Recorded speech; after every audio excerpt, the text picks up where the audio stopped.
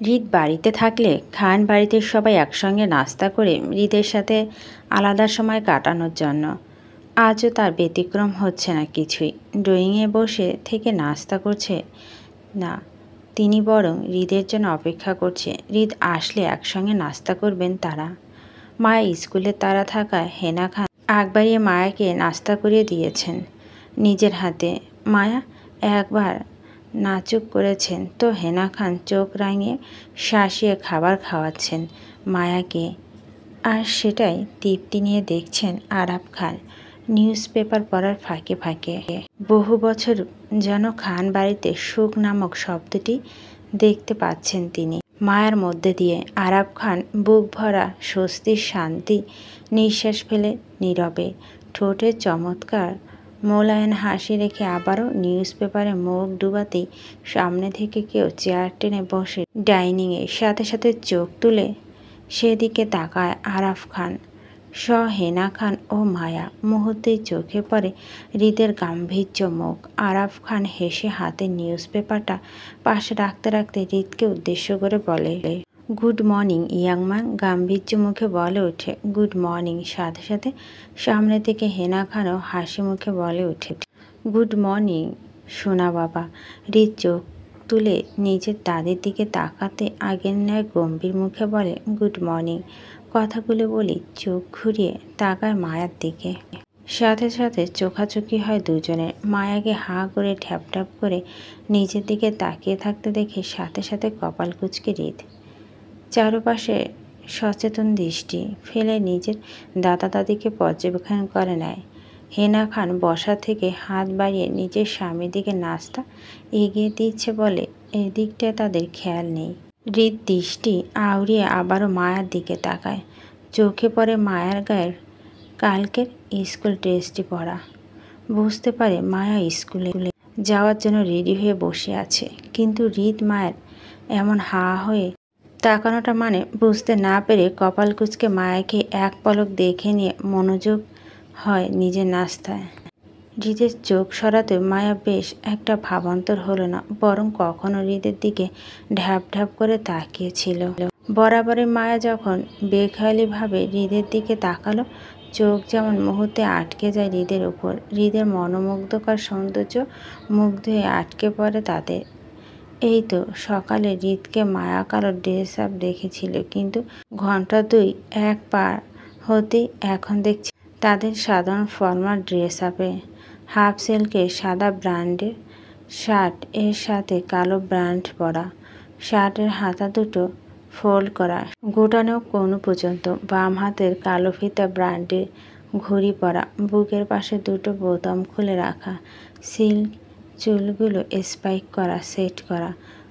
লোমশবিহীন বুকটা যেন বারবার উঁকি দিতে চাচ্ছে দু বোতাম খুলে রাখা উন্মাদ জায়গার দিকে। হৃদের বলিষ্ঠ দেহে জিম করা হাতে বাহুগুলো যেন সাদা শার্টটি ছিঁড়ে খুঁড়ে বের হতে আসতে চাইছে বাহিরে। মায়া পলকবিহীন দৃষ্টিতে ধ্যান ভাঙে হেনা খানের কথায়। তিনি মায়াকে আবারও জোর করে মুখে খাবার তুলে দিতে দিতে বলো, শোন, স্কুলে যাচ্ছিস শুধু পড়াশোনা করবি, মন দিয়ে অন্য কিছু নয়। একদম বাদরামি করবি না স্কুলের মধ্যে। এদিকে সেই দিন একা একা ঘুরে ও বেরাবি না স্কুলের মাঠে। ড্রাইভার যেতে দেরি হলে স্কুলের ক্যান্টিনে বসে থাকবি, নয়তো তোর প্রিন্সিপাল স্যারকে বলবি তোর দাদাজানকে কল দিতে ড্রাইভারকে পাঠানোর জন্য। তারপর স্কুল থেকে তোর একা বের হওয়া নিষিদ্ধ। পাকনামো করে তো একদমই বাসা আসা যাবে না তোর, বুঝেছিস তুই? হেনা খানের কথা মায়া নাজুক ভঙ্গিতে মুখ ছিটকে বলে ওঠে, আমি যাব না ওই স্কুলে, আমার ভয় লাগে ওই স্কুলে যেতে, পড়ব না আমি আর ওইখানে। মায়া এমন নাহু চুক্তিতে মুখে তুলে তাকায় হৃদ। মায়ের ওই স্কুলে যাবে না এই বিষয়টি বুঝতে চায় হৃদ, তাই তীক্ষ্ণ দৃষ্টিতে তাকায় মায়ার দিকে কপাল কুঁচকে। হৃদের এমন তাকানোর মধ্যে হেনা খান কৃত্রিম রাগ দেখে কাট কাট গলায় বললেই হলো, পড়বি না তুই ওই স্কুলে? ওই স্কুলে কি এমন সমস্যা যে রোজ রোজ ভয় লাগে স্কুলে যেতে? মিনিটে মিনিটে বায়না তোর স্কুলে যাবি না বলে। রোজ রোজ তোকে 2 ঘন্টা করে তেল মালিশ করে স্কুলে পাঠাতে হয় আমার। তুই কি একাই আমার নাতি ছিলি? আর কোনো নাতি নাতনো ছিল না আমার? হ্যাঁ, হৃদকে দেখেছিস তুই? আমার বাধ্য নাতি হলো হৃদ। কই, ছোটবেলা তো একবারের জন্য বলেনি দাদি আমি পড়বো না, স্কুলে যেতে ভয় লাগে। বরং আমার কিছু বলার আগেই নিজে পড়া থেকে শুরু করে একা একা হোমওয়ার্ক পর্যন্ত শেষ করে রাখতো। সকাল সকাল স্কুলে চলে যেত সবার আগে আগে। তুই হৃদ থেকে দেখে শেখ, আজও পড়া নিয়ে অনীহা করে না। আর তোকে পড়ানোর জন্য আমাকে মাঠে নেমে প্রথমে যুদ্ধ ঘোষণা করতে হয় তোর বিরুদ্ধে। সেই যুদ্ধে আমি তার সাথে জয়ী হলে তারপর তুই পড়বি, নয়তো না। তুই জানিস হৃদ কতটা মেধাবী স্টুডেন্ট ছিল? এখনও যে পড়াশোনা করছে ভিন্ন হায়েস্টের ডিগ্রি অর্জনের জন্য, সেটা জানিস তুই? তোর হৃদ থেকে শেখা উচিত এবার। হেনা খানের কথায় মুহূর্তে মায়ের ছোট মনটি অপমান বোধ করে। হৃদের নাম টেনে টেনে বারবার তাকে কথা শোনাচ্ছে হেনা খান, তাও হৃদের সামনে।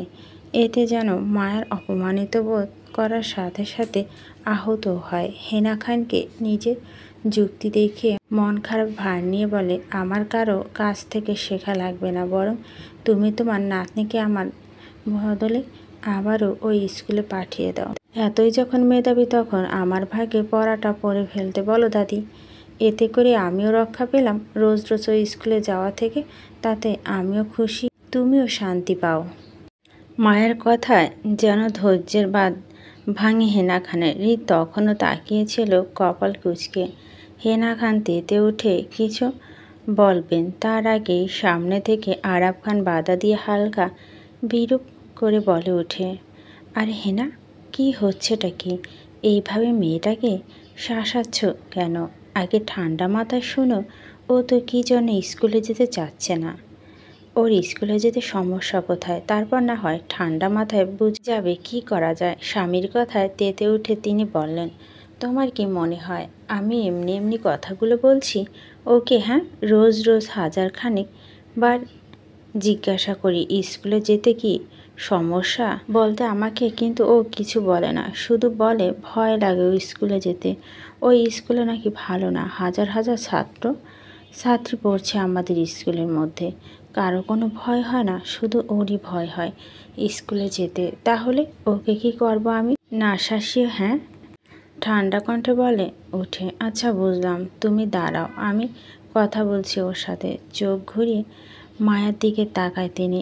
সুরেলা কণ্ঠে বলে ওঠে, সোনামা, এবার ফটাফট আমাকে বলে ফেলো তো, কী সমস্যা তোমার ওই স্কুলে যেতে?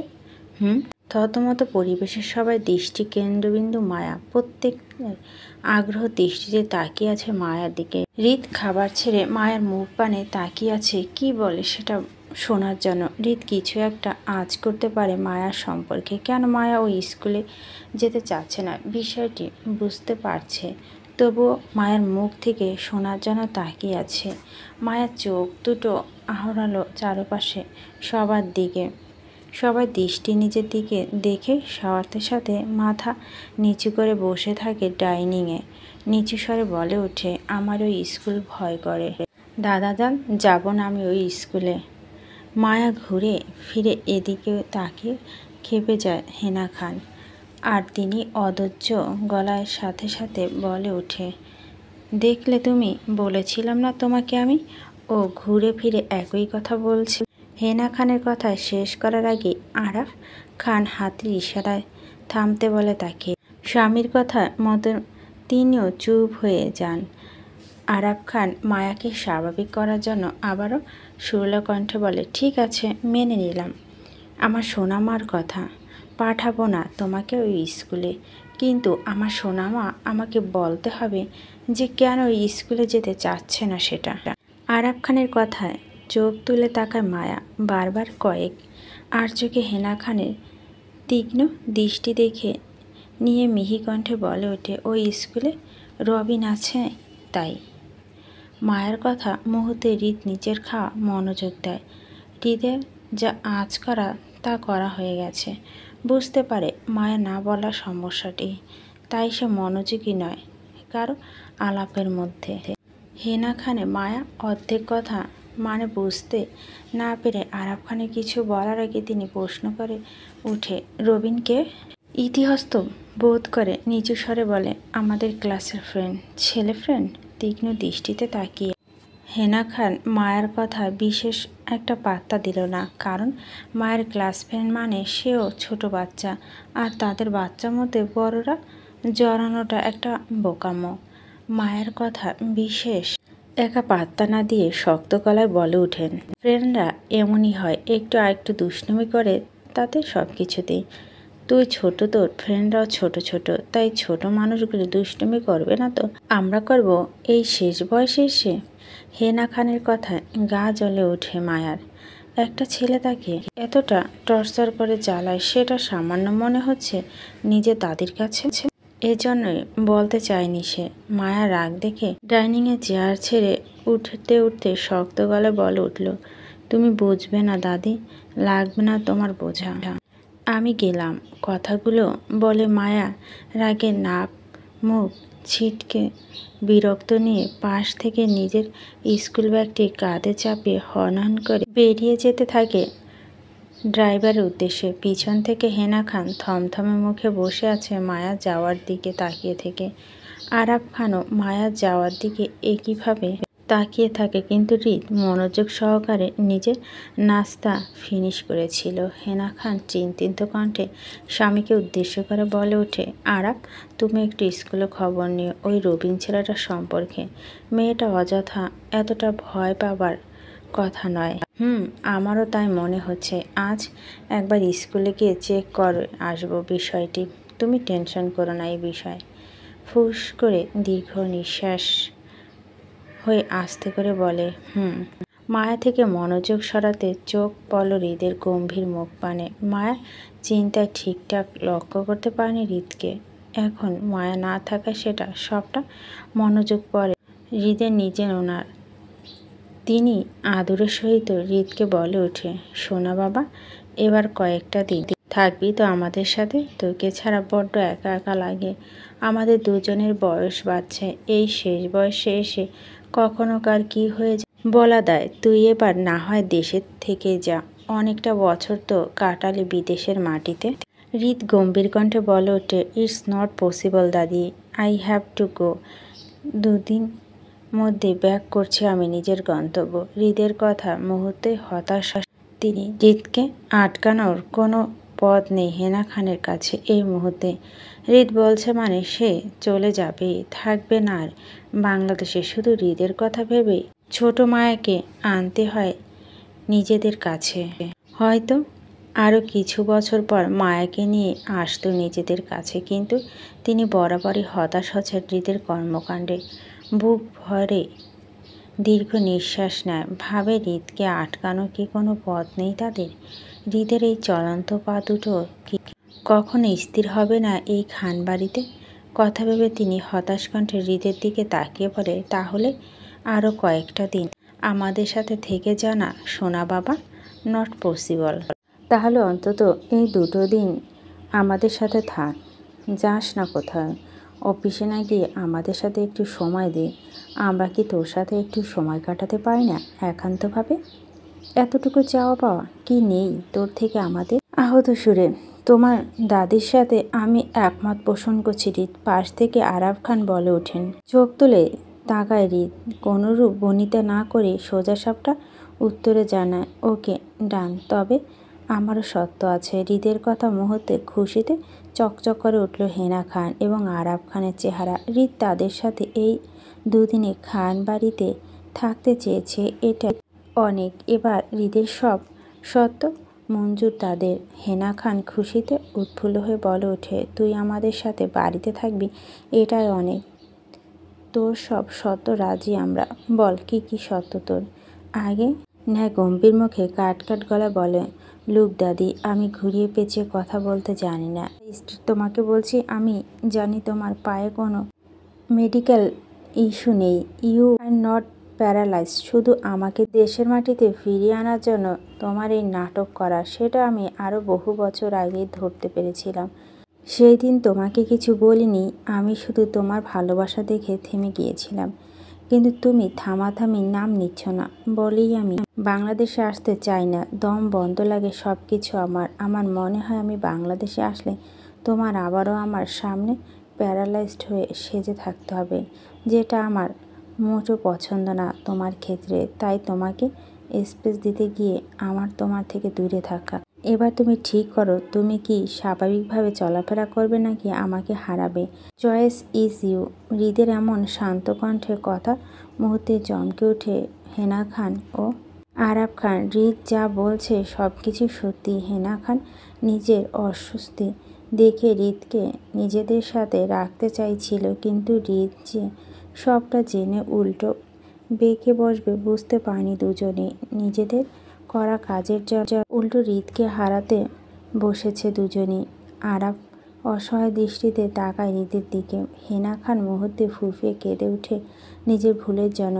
আজ হৃদকে বছরের অর্ধেকবার নয় বরং 4-5 বার দেখতে পেত বাংলাদেশের নিজের মাঝে। যদিও তিনি এমনটা না করতেন, শুধু তাদের ভুলের কারণে হৃদ আজ দূরে দূরে থাকছে। নিজের ক্লাসে জড়সড় হয়ে বসে আছে মায়া। ক্লাস টিচার মনোযোগ সহকারে তিনি তার পাঠদান করছে শিক্ষার্থীদের মাঝে। হোয়াইট বোর্ডে কালো কালিতে ম্যাথ করছে মধ্যবয়স্ক টিচার হাফিজুল হক। ক্লাসের ছেলেমেয়েরা 2 সারিতে বসা। মায়া প্রথম সারিতে তৃতীয় বেঞ্চে প্রথম সিটে বসে আছে জড়সড় হয়ে। চোখে মুখে ভীষণ ভয় আর আতঙ্কের চাপ। ক্লাসে ক্লাস টিচার থাকলেও ভয়ে সিটিয়ে আছে এই মুহূর্তে। ক্লাসের টিচারকে ভয় পাচ্ছে এমন নয়, ভয় পাচ্ছে মায়া বারবার পাশের সারিতে কান ধরে দাঁড়িয়ে থাকা ছেলেটি দেখে। সেই সাথে ভয় পাচ্ছে মায়ের পিছনে বসে থাকা ছেলেটি যমজ বোনকেও। এই দুজনে মায়া বারবার একটু বেশি ভয় পায়, কারণ অকারণে মায়ার তুলতুলে নরম শরীরটা আঘাত করে তারা দুজনেই। আর আজ তো মায়াকে আঘাত করার নির্দিষ্ট কারণ আছে ছেলেটির হাতে। এই যে ছেলেটি কান ধরে দাঁড়িয়ে আছে, সেটা তো মায়ার জন্য দাঁড়িয়ে আছে। ছেলেটি ভাষ্যমতে সে আজ মায়াকে দেখা ব্যস্ত ছিল বলে ক্লাসের টিচার অঙ্কগুলো মনোযোগী হতে পারেনি, যার ফলস্বরূপ তাকে সারা ক্লাসের মধ্যে কান ধরে দাঁড় করে রেখেছে ক্লাস টিচার। এতে রবিন ভীষণ অপমান বোধ করেছে, যার ফলস্বরূপ মায়াকে বারবার চোখ রাঙাচ্ছে ক্ষিপ্ত দৃষ্টিতে। ঠোঁট নাড়িয়ে হাসাচ্ছে টিচার গেলে মায়ের খবর আছে এমনটা বলে। ব্যাস এইটুকুতে ভয়ে কাতপতুক মায়া। রবিন না জানি কী করবে বিষয়টি ভেবে মায়া শুকনো ঢোক গেলছে নিজের স্কুল ব্যাগটি হাতে খামচে নিয়ে চেপে ধরে। কিছুতেই ভয়ে ছুটে ক্লাসে মনোযোগী হতে পারছে না ও। মায়াকে এমন হাঁসফাঁস করতে দেখে পাশ থেকে মায়া বান্ধবী ছায়া ফিসফিসে বলে উঠল, কিরে, ক্লাস না করে এমন ঝিম টিম ধরে বসে আছিস কেন? তোর কি শরীর টরিল খারাপ খারাপ লাগছে নাকি? হালকা মাথা নাড়িয়ে অসম্মতি জানিয়ে সবার অগোচরে ছোট্ট শব্দ করে বলে, তোর ভোঁতা মেরে বসে আছিস কেন? ভয়ে? ভয় ভয় কিসের টয় তোর আবার? আজকে কি স্যারের পড়া টরা শিকড় ঠিকস নাই তুই এজন্য ভয় পাচ্ছিস? ফিস ফিস ফিস। না, রবিনকে দেখে ভয় পাচ্ছি। আমাকে মনে হয় আজ মারবেও। মায়ের কথা মুহূর্তে চোখ তুলে তাকায় মায়া রবিনের দিকে। রবিনের রাগী দৃষ্টি স্পষ্ট জানান দিচ্ছে সে আজ মায়াকে কিছু একটা করবেই। মায়াও খানিকটা ভয় পায় রবিনের এমন দৃষ্টিতে।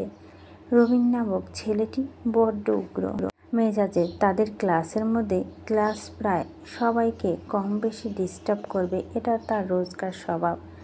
10-12 জনের সদস্যদের ক্লাস, তাদের একটা ছোট্ট গ্যাং ও আছে, আর সেই দাপটে সবাই দমিয়ে রাখে নিজের কাছে। এলাকার বর্তমান মন্ত্রীর ছেলে মেয়ে রবিন এবং শিলা, দুজনই যমজ ভাই বোন। দুটোই বেশ ফাজিল উকচটা টাইপের। রবিনের নামে যদি কেউ টিচারের কাছে নালিশ বসায় তো তার পরদিন ঠিক দেখা যায় রবিন ইনিয়ে বিনিয়ে তার থেকে দ্বিগুণ টর্চার করবে সে বিচার প্রদানকারী সামনে মানুষটিকে। মায়ের ক্ষেত্রেও ঠিক তাই হচ্ছে, তবে সেটা ভিন্ন ধাপের। রবিনের ভাষ্যমতে সে মায়া পছন্দ করে চিঠি দিয়ে প্রপোজ করেছে, কিন্তু মায়া সেই চিঠি হাতে নেয়নি, বরং সোজাসাপটা উত্তর না করে দিয়েই রবিনকে। এতে করে ভীষণ ক্ষিপ্ত রবির মায়ার উপর, যা রেশ টেনে রোজ মায়াকে নতুন নতুন করে বেড়ায়, সাথে ভয় দেখায় ভিন্ন দিক দিয়ে ইনিয়ে বিনিয়ে। যেমন মায়া যদি রবিনের নামে কাউকে কিছু বলে বা নালিশ করে, তাহলে পুরো স্কুল জুড়ে বলে বেড়াবে মায়া নিজে রবিনকে প্রেমের চিঠি নিবেদন করেছে প্রেম করার জন্য। রবিনের সাক্ষী হিসেবে থাকবেন রবিনের সকল বন্ধুমহল। রবিনের রকচাটা বিষয়টি ভীষণভাবে আঘাতে ফেলে মায়ের ছোট মাথায়, ভয়ে সিঁটিয়ে যায় নিজের মাঝে, যার ফলে কাউকে কিছু বলতে না পারে না জড়তায়। যদি সবাই তাকে খারাপভাবে, দাদা দাদি যদি বকাঝকা করে রবিন এই কথাগুলো শুনে। আর এই কারণটির জন্য স্কুলে আসতে চায় না, শুধু হেনা খানের চাপাচাপিতে আসতে হয় মায়াকে। মায়া স্কুল ভর্তি হওয়ার পর থেকে রবিনের বোন শিলা মায়ের পিছনে উঠে পড়ে লেগেছে। মায়া ভয়াত্মক বিষয়টি বুঝতে পেরে ছায়া মায়ের একটা হাত চেপে ধরে আশ্বস্ত দিয়ে ফিসফিস করে বলে, তুই চিন্তা করিস না মায়ু, আমি আছি তো তোর সাথে। টিফিনে আগে রবিন কিছু করতে পারবে না তোর সাথে। স্যার ম্যাডাম থাকবে ক্লাসে, টিফিন পিরিয়ড হলেই সোজা আমি তোকে নিয়ে লাপাত্তা হয়ে যাব একেবারে। তারপর টিফিন শেষ হলে তোকে নিয়ে আমাদের গ্রুপের ক্লাসে চলে যাব। সেখানে রবিন আসবে না, ওর সায়েন্সে আর মানবিকের স্টুডেন্ট, ঝামেলা হবে না তোর, টেনশন করিস না তুই। ছায় এমন কথায় যেন মুহূর্তে আশ্বস্ত হয় মায়া, সাথে সাথে মায়ের একটি হাত চেপে ধরে কৃতজ্ঞতার স্বরূপ। এই অপরিচিত পরিবেশে একমাত্র মায়া টিয়া মায়ের বন্ধুমহল। পরপর সকল ক্লাসে গিয়ে টিফিন ঘন্টা বেল বাজতে ক্লাস টিচারের সাথে সাথে ছায়া ও মায়ার হাত চেপে ধরে এক প্রকার দৌড়ে বের হয় যায় ক্লাস থেকে। ওদের পিছনে পিছনে টিয়াও হতভম্ব হয়ে বেরিয়ে যায় ক্লাসের সামনে, করিডোরের বারান্দা দিয়ে দৌড়ে পালিয়ে যায়। লাইব্রেরির পিছনে ওয়াশরুমে পাশটা এসে দাঁড়ায় তিনজনই, কোমরে দুহাত রেখে হাঁপাতে হাঁপাতে একে অপরের দিকে তাকিয়ে ঠোঁট প্রসারিত হাসে তিনজনই। রবিনের গ্যাং মায়াকে বাঁচাতে পেরে নিজের উপর খুব গর্বিত ছায়া। মায়া প্রাণ খুলে হাসে, তৃপ্তি ছেয়ে যায় মায়া দু চোখতে। আরও একটু প্রাণ ভরে নিঃশ্বাস নিতে কেউ একজন মায়া লম্বা চুলে বেনি ধরে টেনে ওঠে শক্ত হাত। তিনজনে হকচকে উঠে পাশে তাকাতে চোখ পড়ে রবিনের রাগী দৃষ্টি। মায়া ভয়ে আঁতকে ওঠে, শুকনো ঢুক গিলে কয়েকবার। চুলে ব্যথা কুকড়ে ওঠে। রবিনের হাত থেকে নিজের চুল ছাড়ানোর জন্য বাঁ হাতটা এগিয়ে দিতে পাশ থেকে শিলা এগিয়ে এসে মায়ের বাম হাতটা শক্ত করে চেপে ধরে নিজের দুহাতে। মায়া অতিশয় তুলতুলে নরম হাতে নিজের দুহাতের নখ ডাবিয়ে দিয়ে খামচি দেয় শিলা। অসহ্য হাতেও চুলে ব্যথা সহ্য করতে না পেরে এবার ডুকরে কেঁদে ওঠে মায়া হালকা শব্দ করে। পাশ থেকে ছায়া ও টিয়া উত্তেজনা বাধা দিতে গেলে পথ আটকে দাঁড়িয়ে রবিন বন্ধুরা। রবিনের মায়ের লম্বা চুল একটা বেনি শক্ত হাতে জোরে টেনে ধরতেই মায়া খানিকটা ঝুঁকে যায় রবিনের দিকে। রবিন রাগান্বিত কণ্ঠে বলে উঠল, তোকে আমি এত সহজে ছেড়ে দিব ভেবেছিস? পালিয়ে গেলে আমি তোকে খুঁজে পাবো না কোথাও? এই মনে হয় তোর? আজ তোকে আমি আচ্ছা মতো জব্দ করব। দেখ এবার হয় তুই আজ আমার লাভ লেটার গ্রহণ করবি, না হয় তোর সব চুল কেটে দেবো আমি। পাশ থেকে ছায়া চেঁচিয়ে উঠে, রবিন চুল ছাড়োর, ব্যথা পাচ্ছে ও। সঙ্গে সঙ্গে টিয়াও চেঁচিয়ে উঠে বলে, তোর নামে আজই প্রিন্সিপাল স্যারের কাছে নালিশ জানাবো আমরা, দেখিস তোর কি হাল করি তোর শালা। লাইব্রেরির পিছনে ওয়াশরুমের পাশে খালি জায়গাটা হয়, এখানে বেশ নির্জন, এখানে সচরাচর কেউ আসে না, আর সেই সুযোগটা যেন কাজে লাগাচ্ছে এই মুহূর্তে রবিন। ছায়া টিয়ার কথা পাত্তা না দিয়ে দিগন্তেতে ওঠে রবিন। ক্ষেপ্ত ভঙ্গিতে বলে, যা যা পারিস করিস তোরা, তারপর আজকে ছাড়ছি ওকে। ওর একটা বিহিত করেই ছাড়বো আমি। ওর জন্য আমাকে আজ ম্যাথ স্যারের কাছে অপমানিত হতে হয়েছে, কান ধরতে হয়েছে ক্লাসে। ও যদি আমার চিঠি গ্রহণ করতো তাহলে আমি ক্লাসে বসে বসে ওকে দেখতাম পড়া রেখে। সব দোষ ওর, এবার ওকে আমি ছাড়বই না। কথাগুলো বলে আবারও শক্ত করে মায়া চুল টেনে ধরে রবিন। পাশ থেকে শিলাও আরও জোরে খামচে ধরে মায়ের হাত। মায়া ডুকরে কেঁদে উঠে নিজের ডান হাতে মুখ চেপে ধরে বলে উঠে, আমি ব্যথা পাচ্ছি রবিন, লাগুক তোর ব্যথা, ব্যথা পাওয়ার জন্য দিচ্ছি আমি। তুই আমার লাভ লেটার ফিরিয়ে দিয়েছিস, এত বড় সাহস তোর! হাতের চুলে অসহ্য ব্যথা সহ্য করতে না পেরে কেঁদে ডুবুডুবু হয় মায়া। ডান হাতে নিজের মুখটা চেপে ধরে কেঁদে চলছে। সুপ্ত আশা নিয়ে আছে রবিন থেকে বেঁচে যাওয়া। আর মায়া সেই আশার আলো নিয়ে কেউ একজন সামনে থেকে ভারী কণ্ঠে বলে উঠল, কি হচ্ছে এখানে? গম্ভীর কণ্ঠে কথাটি শব্দ উৎস ধরে সামনের দিকে তাকাতে চমকে ওঠে সবাই। ভয়ে চুপসে গিয়ে শুকনো ঢোক গেলে সবাই। মায়ের হৃদকে নিজের সামনে দেখে ভরসা পেয়ে আবার টুকরে কেঁদে উঠে শব্দ করে মুখ চেপে। হৃদ কপাল কুঁচকে সবাইকে পর্যবেক্ষণ করতে থমকে যায় মুহূর্তে। মায়া এমন বিধ্বস্ত নাজেহাল অবস্থা দেখে শীতল হয়ে যায় হৃদ। বুকের কোথাও একটা অস্থিরতা তোলপাড় হয়ে মায়ের কান্নাজড়িত মুখটা দেখে হৃদের তাকানোর মধ্যে দিয়ে রবিনও শিকারে ভয়ে চুপসে গিয়ে আস্তে করে মায়াকে ছেড়ে দেয়। ওদের কাছ থেকে ছাড়াবে দৌড়ে গিয়ে ঝাপটে ধরে হৃদকে। মায়া নিজের দুহাতে হৃদকে পেট শক্ত করে জড়িয়ে ধরে, মুখটা চেপে ধরে হৃদের বুকের বরাবর।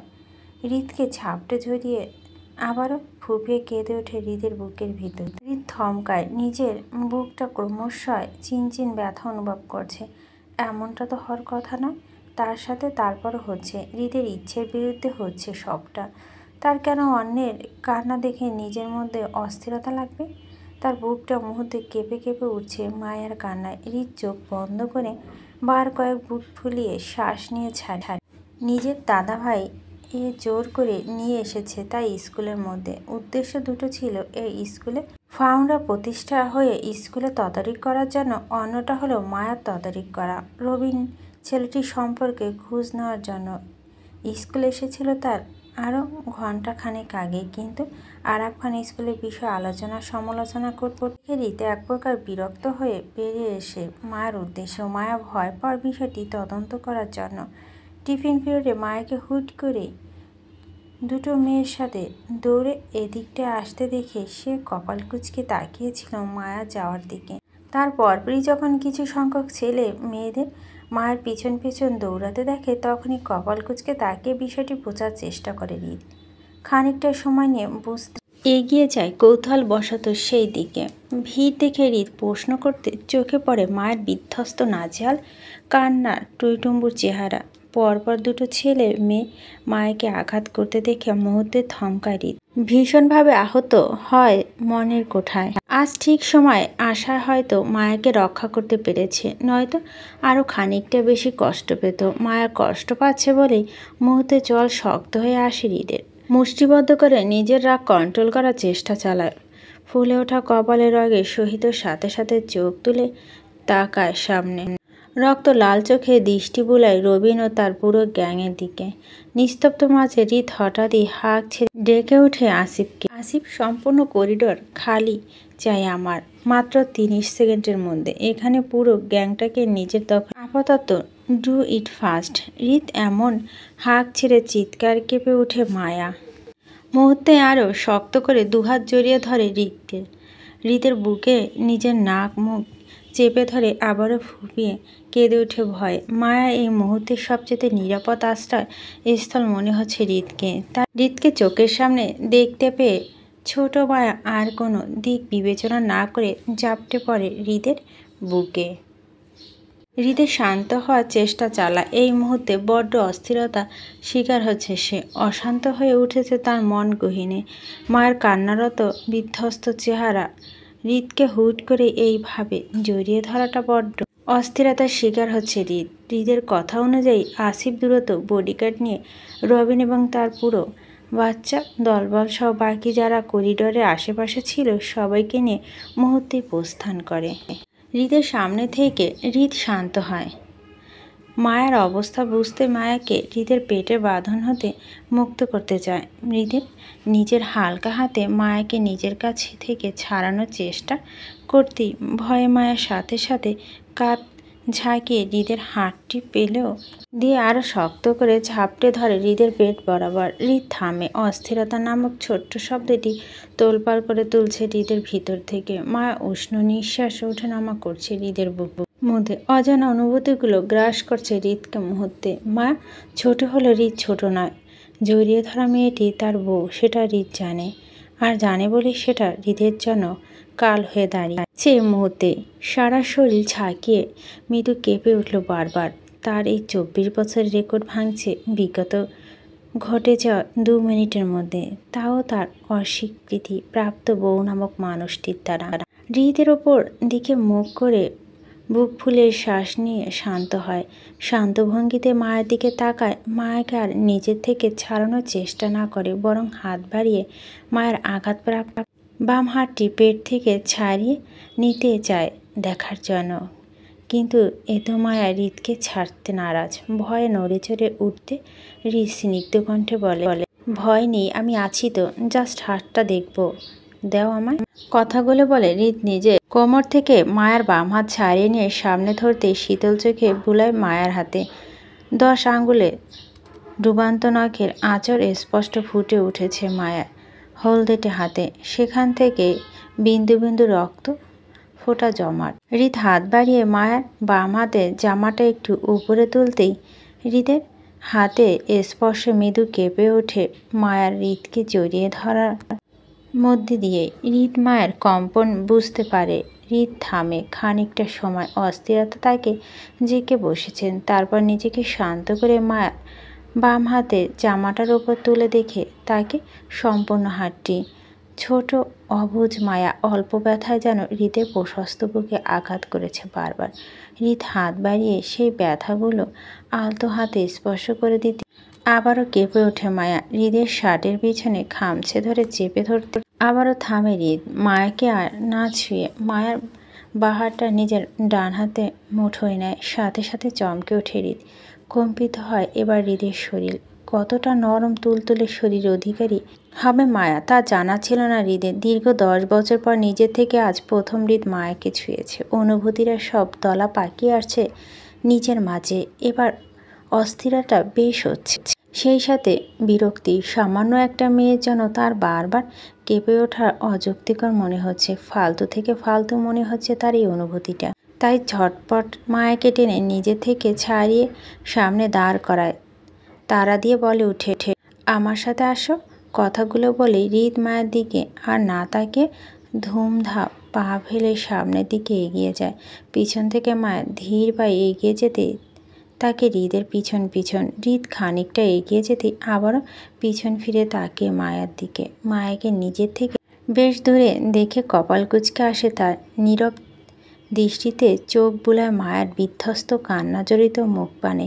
কিছু একটা ভেবে আবারও এগিয়ে এসে মায়ের একটা হাত নিজের হাতে মুঠো চেপে ধরে নিয়ে যায় অফিস কক্ষে। জনমানবহীন নিরিবিলি ফাউন্ডার অফিস কক্ষটি নিয়ে মায়াকে সাদা সোফার উপর বসে ঠিক তার সামনে বসে হৃদ। আলতো হাতে মায়ের কাটা ছেঁড়া জায়গাগুলো পরিষ্কার করে মলম লেগে দিয়ে চোখ তুলে তাকায় মায়ার দিকে হৃদ। এখনও থেকে থেকে হালকা ফুপিয়ে কেঁদে উঠছে মায়া। অতিরিক্ত কান্নার ফলে নাক মুখ লাল হয়ে ফুলে গেছে। হৃদ বিরক্তিতে চোখ বুলায় চোখে মুখের দিকে। একটা মানুষ কতটা কান্না করতে পারে জানা নেই তার। এই মুহূর্তে ভীষণ বিরক্ত হচ্ছে হৃদ মায়ার উপরে। নিজের সেফটি করার ন্যূনতম চেষ্টা তো করে মানুষ, কিন্তু মায়া তা না করে শুধু মার খেয়ে গেছে। এটা কোনো কথা হলো? এতটা দুর্বল হলে কি সমাজে চলবে কিভাবে? মেয়েটার সৎসাহসিকতা অন্তত না থাকলে পদে পদে বিপদ সম্মুখীন হতে হবে তাকে। আজ না হয় সে ছিল বলে মায়াকে রক্ষা করতে পেরেছে। রোজ রোজ তো আর সে থাকবে না, আর না অন্য কেউ থাকবে না মায়াকে বাঁচানোর জন্য। তাই নিজেকে হেফাজতে নিজেরই করা কৌশল অত্যন্ত জানা জরুরি। তাই উপদেশ স্বরূপ বলে উঠল হৃদ, লুক, আমাদের সমাজটা হলো অসভ্য সমাজ। অসভ্য সমাজে সভ্য মানুষ খুঁজে পাওয়াটা বোকামো। কারো ভয়ে ভয় পেলে সে তোমাকে আরও দ্বিগুণ ভয় দেখাবে। এটাই নিয়ম। মানুষ হলো সুযোগ সন্ধানী, সে সুযোগ নেবে। তাই নিজের ভয়কে জয় করতে শেখো। কেউ তোমাকে চোখ রাঙাবে, তুমি তাকে সেম জিনিসটাই ফিরিয়ে দাও। তবুও নিজের সুযোগ অন্যকে নিতে দিও না। অসহায়ত্বের সুযোগ সবাই নিতে চায়। ক্ষমতা জিনিসটা সবার পছন্দ। কারো ক্ষমতা যদি গোটা দুনিয়া অবধি চলতো তাহলে সে সেটাই প্রয়োগ অবশ্যই করত এবং নিজের কাছে গোটা পৃথিবী দমিয়ে রাখত। কারণ ক্ষমতা প্রয়োগের মধ্যে আলাদা একটা তৃপ্তি আসে মানুষের মনে। তাই কারো ক্ষমতা নিজ অবধি চলতে দিও না কখনো, এতে তোমারই ক্ষতি। সামনের মানুষটা কিন্তু ভালো থাকবে, মধ্যে থেকে তুমি বিধ্বস্ততার শিকার হবে। কথাগুলো বলে হৃদ খানিকটা থেমে মায়ের চোখের দিকে নিজের দৃষ্টি স্থির করে আবারও ঠান্ডা গলায় বলে ওঠে হৃদ, এই অসভ্য সমাজে নর্মভদ্র সভ্য মুখোশধারী লোকেদের অভাব নেই। প্রত্যেকটা মানুষ নিজ স্বার্থে রূপ বদলায়, স্থান পরিবর্তন করে, কাউকে আঘাত করে, কাউকে আবার দুনিয়া থেকে বিদায় হতে হয় অপরের স্বার্থের শিকার হয়ে। এই সমাজ চলতে গেলে তোমাকে হতে হবে কঠোর মন অধিকারী, আত্মনির্ভরশীল, সৎ সাহসী নারী। তোমাকে বাঁচানোর জন্য সবসময় কেউ না কেউ পাশে থাকবে, এমনটা আশা করা বোকামি। আজ আমি ছিলাম, কাল আমি নাও থাকতে পারি। তখন তোমাকে এই অসভ্য সমাজ মানুষ সাথে লড়াই করে এগিয়ে যেতে হবে। নিজের দুর্বলতাটাকে অন্যকে বুঝতে দিও না। নিজের দুর্বলতা প্রকাশ করতে নয়, লুকিয়ে রাখতে শেখে, যাতে কেউ তোমাকে ভেঙে গুলিয়ে ফেলতে না পারে। বুঝতে পারছো আমি কি বোঝাতে চাইছি তোমাকে? হৃদের কথা মুহূর্তে নারী সম্মতি জানায় মায়া, যার অর্থ সে বুঝতে পেরেছে। হৃদ মায়ের মাথা নাড়ানো, কপাল কুঁচকে তীক্ষ্ণ দৃষ্টিতে তাকায় মায়ের দিকে। হৃদের ধারণা মতে আদৌ মায়ার তার কথাগুলো বিন্দুমাত্র বুঝতে পেরেছে কিনা সন্দেহ। তা বুঝে হৃদের কথা মাথা দুলাচ্ছে মায়া, সেটা খুব ভালো করে বুঝতে পারছে হৃদ। মায়া ছোট হয় যে হৃদের কোনো কথাই মায়ের ছোট মাথায় ধরে রাখতে পারেনি, সেটা ভালোভাবে বুঝতে পারছে হৃদ। ফুস করে দীর্ঘ নিঃশ্বাস ফেলে সোফায় গায়ে এলিয়ে দেয় হৃদ। চোখ দুটো বন্ধ করে নেয় বিরক্তিতে। তিক্ততা ছেয়ে যাচ্ছে হৃদের মিশ্রিত অনুভূতির সাথে। হৃদ বুঝতে পারছে মায়াকে তার সেফটি দেওয়া খুব জরুরি। অবুঝ মায়া, যেখানে সময় কিছু একটা হয়ে যেতে পারে। অসভ্য সমাজের মানুষের ভিড়ে হারিয়ে যেতে পারে মায়ার কোমলতা। তা মায়াকে এবার চোখে চোখে রাখতে হবে। এক কথা, মায়াকে নজরবন্দি রাখতে হবে, তার বাঁচাতে হবে সকল আগ্রত বিপদ থেকে। ছায়া দিয়ে আঁকলিয়ে রাখতে হবে নিজের আপনজনের মতো, যেমনটা এতটা বছর ধরে নিজের দাদা দাদি সেফটি দিয়ে আসছে সকল বিপদ আপদ শত্রুদের হাত থেকে। আজ থেকে মায়াকে তার সেফটি দিতে হবে, বরং তার থেকে আরও দ্বিগুণ বেশি দিতে হবে। এক মায়া ছোট, দ্বিতীয় মায়ার মধ্যে নিজের দাদা দাদির সুখটা দেখতে পেয়েছে কাল থেকে হৃদ। তাদের জন্য হলো মায়াকে এবার নজরবন্দি করে নিবে সে। হৃদ চোখ তুলে তাকায় পাশে মায়া মুখশ্রীতে, সাথে সাথে চোখাচোখি হয় দুজনের। মায়া হৃদের দিকে এতক্ষণ তাকিয়েছিল। হৃদ তাকাতে চোখ নামিয়ে নেয় মায়া। হৃদের দৃষ্টি স্থির মায়ের মুখপানে। কিছুক্ষণ পলকবিহীন দৃষ্টিতে তাকিয়ে থেকে হঠাৎই কিছু একটা ভেবে বিরক্তি উঠে যায় হৃদ। মায়া আশেপাশে তাকালেই তার এমন হয়, অবাধ্য চোখে দুটো শুধু মায়াতে স্থির হয়ে যায়। এতে হৃদ বিরক্তি, ভীষণ বিরক্তি। এই অস্থিরতা নিয়ে এখানে আর থাকা যাবে না হৃদের। তাই হৃদ মনে মনে ঠিক করে যত দূরত্ব সম্ভব বাংলাদেশ ছেড়ে চলে যাবে সে। এখানে তার আর কোনো কাজ নেই। এই দুদিন কোনো রকম পার করতে পারলেই বাঁচে। এখানে সবাই ভালোই আছে, নিজের দাদা দাদি ভালো আছে মায়াকে পেয়ে। তাহলে হৃদের আসার দরকার নেই বাংলাদেশে। এবার দেশ ছাড়লে আর আসবে না সে বাংলাদেশে। দূর থেকে সবাই সেফটির ব্যবস্থা করে দিবে সে। যোগাযোগ রাখবে দাদা দাদির সাথে, তবু বাংলাদেশে আসবে না। আর সে বছরে একবার একদিনের জন্য আসবে না সে। যে যার মতো ভালো থাকুক, সেও তার মতো থাকবে, ভালো থাকবে।